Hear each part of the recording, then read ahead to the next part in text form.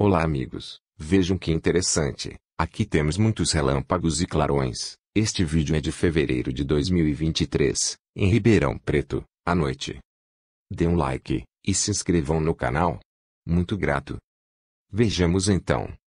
A diferença entre raios e trovões, raios e relâmpagos, e trovões. A física explica o que acontece.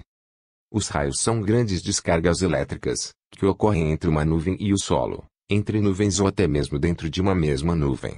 Chamamos de trovões os sons gerados por essas descargas elétricas. Além de som, esses eventos geram também clarões, relâmpagos, é como definimos tais flashes. Os relâmpagos esféricos podem se mover, ou ficar parados, podem ser silenciosos, ou produzir estalos, durar poucos segundos, ou alguns minutos, e desaparecem lenta, ou subitamente em silêncio, ou produzindo um ruído. São três os tipos de raios. Da nuvem para o solo, do solo para a nuvem, entre nuvens. Os raios que tocam o solo podem ser divididos em descendentes, nuvem-solo, e ascendentes, solo-nuvem. Os que não tocam o solo podem ser basicamente de três tipos. Dentro da nuvem para o ar, e de uma nuvem para outra. Um raio seco é um tipo de raio que cai do céu, mas não vem acompanhado de chuva. Ele é como uma faísca elétrica muito poderosa, que pode acontecer mesmo quando não há nuvens de chuva por perto. Esses raios provocam incêndios mesmo com até 7,7 milímetros de precipitação. Raios que atingem uma casa, muitas vezes utilizam mais do que um caminho para a terra. Eles podem saltar através do ar, a partir de um caminho condutor para outro. Por exemplo, um raio pode ser conduzido primeiro por linhas elétricas, depois saltar para tubulações de água, ou outro percurso de menor resistência. O que pode atrair um raio?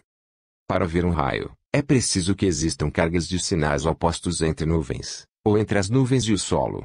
Quando este fator ocorre, a atração entre as cargas é tão grande que provoca a descarga elétrica.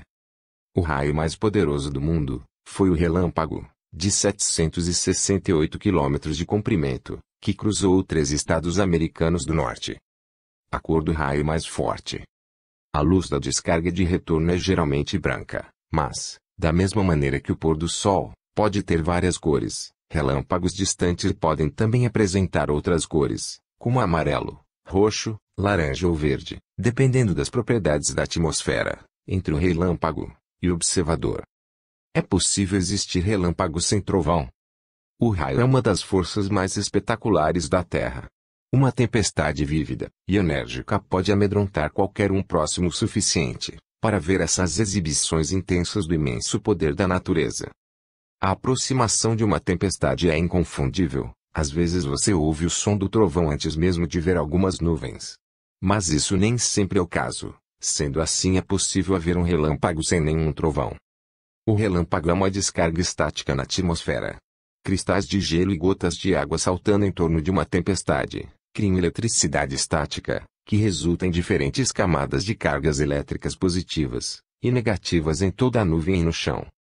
Como todos os eventos climáticos, o relâmpago é apenas a natureza que está equilibrando as coisas, e neste caso, está fazendo o equilíbrio num campo elétrico irregular na atmosfera. Você pode ver alguns tipos diferentes de relâmpagos durante uma tempestade. O tipo com o qual estamos mais familiarizados é o relâmpago da nuvem para a terra, que pode se originar da base das nuvens, carregado negativamente, ou do alto da tempestade, carregado positivamente. Todos os raios são perigosos. Nos ataques positivos, há mais perigo, por serem muito mais fortes do que os raios carregados negativamente, e podem atingir até a dezenas de quilômetros além de uma tempestade. Nós vemos geralmente raios de nuvem para nuvem, raios dentro da mesma nuvem, e raios que se estendem de uma nuvem ao ar, em torno dele. Não importa de onde sai ou o que atinge, o raio é quente. Na verdade, o raio médio é muitas vezes mais quente do que a superfície do Sol. Mesmo que a maioria dos raios só dure uma fração de segundo, essas temperaturas extremas ainda aquecem o ar em torno do raio. Este ar, superaquecido, se expande rapidamente na forma de um estrondo sonoro, que é o estrondo de trovão que ouvimos, e às vezes sentimos. Isso responde nossa pergunta. Todo relâmpago cria o trovão, pois todo relâmpago é quente o bastante para produzir essa perturbação. Mas, com uma exceção que, mesmo que todos os relâmpagos criem trovões, pode-se ver um raio sem ouvir o trovão. O som do trovão dissipa-se enquanto se afasta do relâmpago, viajando, ou antes mesmo do relâmpago terminar.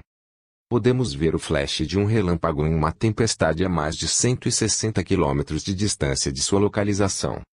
Tendo uma boa visão do horizonte em um dia de tempestade, é possível ver dezenas de relâmpagos, que piscam nas nuvens à distância, sem nunca ouvir o trovão. Este fenômeno é incorretamente chamado de relâmpago de calor, como as pessoas costumavam pensar que era o ar quente e abafado causando o relâmpago, em vez de uma tempestade no horizonte.